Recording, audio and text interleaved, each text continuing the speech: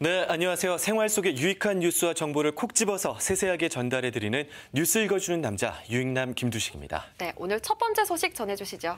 네, 수도권을 중심으로 연일 1000명대를 넘어서는 코로나19 4차 대유행 속에 광주와 전남이 철저한 방어태세를 구축했다는 기사가 나왔습니다. 광주는 수도권 방문자에게 증상 유무와 관계없이 즉각 검사를 받을 것을 주문했고요. 전라남도는 2주 동안 사회적 거리두기 특별 방역 주간을 운영하기로 했습니다. 네, 광주 전남도 그동안에는 한 자릿수였던 이 숫자가 지난주 후반부터 조금씩 늘어나지 않나 좀 걱정도 됩니다. 그렇습니다. 광주는 지난주 금요일과 토요일에 20명대, 그리고 어제는 13명의 지역 감염자가 발생했습니다. 오늘은 오후 6시까지 9명의 신규 확진자가 발생을 했고요. 전남은 어제 19명이 양성 판정을 받았는데 두 시도 모두 절반 가까이가 타 지역에서 유입된 것으로 드러났습니다. 광주시 방역당국은 공적인 일정이라도 수도권 출장을 최대한 자제해 줄 것을 시민들에게 요청했고요. 전라남도는 실내외 여부, 또 백신 접종 여부와 상관없이 마스크 착용을 의무화하는 행정명령을 지난주 토요일에 발동했습니다. 네, 수도권의 경우는 오늘부터 2주 동안 사회적 거리두기 4단계가 시행됐습니다. 방역 수칙 간단히 정리해 주시죠. 네, 우선 사적 모임은 오후 6시 전까지는 4명이 가능합니다. 그런데 오후 6시 이후부터는 2명만 모일 수 있어서요. 함께 자리를 하셨더라도 6시를 기준으로 2명은 먼저 자리에서 일어나셔야 됩니다. 다만 아동, 노인, 장애인 돌봄의 경우 인원 제한 없이 식당에서 식사를 할 수가 있습니다. 또 모든 종류의 유흥시설은 운영 금지되고 식당, 카페, 노래방, 실내체육시설, PC방, 학원 등은 밤 10시까지만 운영합니다. 모든 행사는 금지, 집회는 1인 시위만 허용되고요. 결혼식, 장례식은 친족끼리만 49명까지 허용됩니다. 학교는 원격 수업, 종교 활동은 비대면, 스포츠 경기는 무관중으로 진행됩니다. 네, 또 힘든 시간이 왔습니다. 네. 하지만 2주 동안 정말 방역 잘 지켜서 2주 안에 끝내버렸으면 네, 좋겠습니다. 자, 두 번째 뉴스는요? 네, 오늘 오전 6시 55분께 광주 광산구 우산동 소재 물류창고에서 화재가 발생했습니다. 불길이 인접 건물로 번지면서 진화에 어려움을 겪었는데요.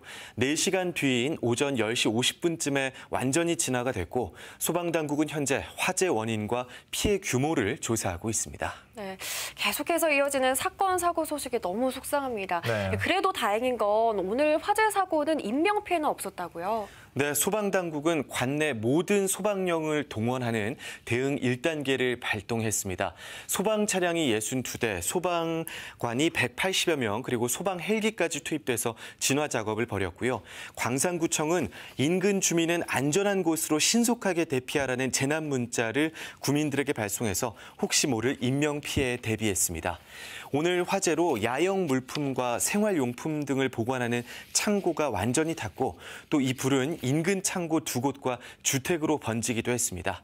우리 시청자분들 코로나19와 폭염으로 어수선한 분위기 속에서 각종 사건, 사고 및 안전 관리에도 유념해 주시기를 당부드리겠습니다. 네, 날씨가 너무 더우니까요. 네. 더욱더 유념해야 될 것 같습니다. 자, 마지막 뉴스는요?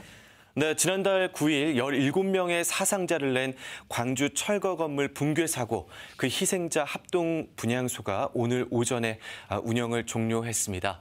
지난 한 달 동안 5,700여 명이 넘는 전국 각지에서 시민들, 정치인, 또 각계 인사들이 찾아와서 참사 희생자를 추모했고요. 오늘 오전에는 추모식과 영정, 위패 전단식이 열렸습니다. 네, 오매전라도 제작진과 더불어서 저희도 다시 한번 깊은 추모의 마음을 전합니다. 또 오늘 추모식에 많은 분들이 찾아와서 유가족들을 위로했다고 하더라고요. 네, 유가족과 함께 이용섭 광주시장, 그리고 임택 동구청장, 그리고 시구 의원들, 공직자들 70여 명이 모여서 추모식에 참석했고요. 헌화와 분향을 하면서 서로의 아픈 마음을 나누고 또 위로했습니다. 임택 동구청장은 행정 책임자로서 지역민의 생명을 지키지 못한 점에 대해서 광주 시민과 또 국민들께 다시 한번 사과의 말씀을 드린다고 입장을 밝혔고요.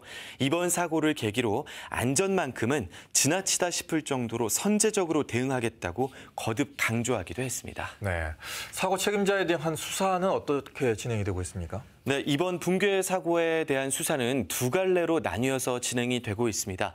먼저 광주경찰청 강력범죄수사대는 책임자 규명 및 처벌에 주력하고 있는데요. 현재까지 총 8명을 입건해서 철거업체 관계자 2명과 감리자 1명 등 3명은 구속했습니다. 나머지 5명은 철거 현장에 직접적으로 관여하지 않았다며 혐의를 부인하고 있는 것으로 전해지는데요. 경찰은 국립과학수사연구원의 사고 원인 분석 결과를 토대로 이들에 대한 신병 처리에 나설 예정입니다. 네. 재개발 사업이라든가 계약 비위에 대해서도 지금 수사가 진행이 되고 있다고요? 네, 그 부분은 반부패 경제범죄수사대가 혐의 입증에 주력하고 있습니다. 경찰은 특히 해외로 도주한 문흥식 전 5.18 구속부상자회 회장이 철거업체들에게 금품을 받은 정황을 포착했는데요. 문 전 회장이 받은 돈이 어디로 흘러갔는지까지 상세히 들여다보고 있는 것으로 전해집니다. 사고 책임자 규명 그리고 재개발 사업 이권과 관련된 비위 혐의 이 두 가지 수사 모두 늦어도 다음 주에는 결론이 나올 것으로 전망됩니다. 네, 수사가 잘 마무리됐으면 좋겠습니다. 오늘 유익남 소식은 여기까지 듣도록 하겠습니다. 고맙습니다. 고맙습니다. 네.